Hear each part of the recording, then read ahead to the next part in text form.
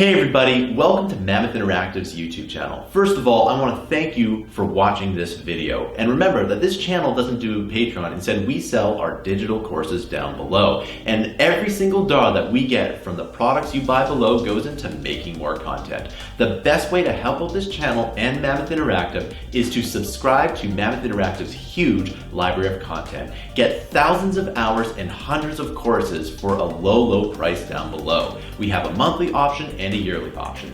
Thanks for listening, and I'll see you in the video. Hey everybody, welcome to this tutorial. In this tutorial, I'm going to show you how to add an autofire to your first-person shooter, or pretty much anything else too.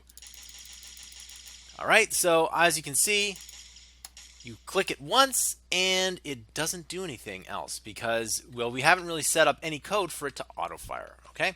So how do we do that? Well, it's actually quite easy and quite simple.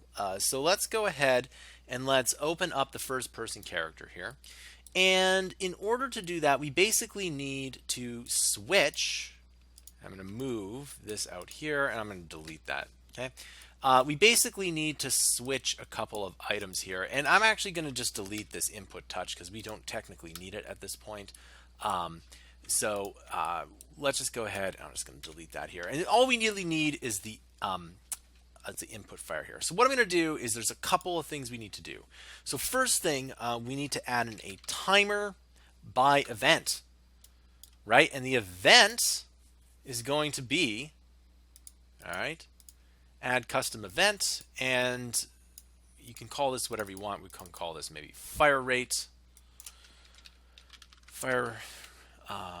rate here, and then within here we're going to hook that up and this up as well. Now the time, you do have to do something other than 0. So let's say, I don't know, 0.01, something that's really fast, right? And as you can see, we want to also say loop. That's maybe a bit too fast. So let's do 0.1. That's probably better. And there you go. You can see that now you have that working. But there's a bit of a problem.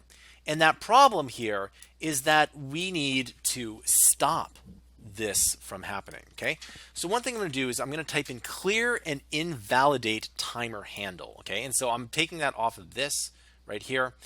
So just right click, clear, and then you should be able to get that there. And all you're going to do is just push the release there. So the release is going to do that here. Now it kind of makes sense to do that more like this. The only thing is that oftentimes I have a lot of extra items coming off of this timer by event, so I generally tend to like to put that up the other way.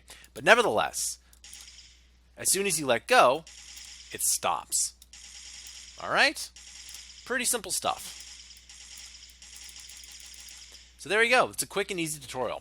Stay tuned. I'm going to show you some more cool stuff in the next tutorial. Please be sure to like and subscribe, and I'll see you in the next video.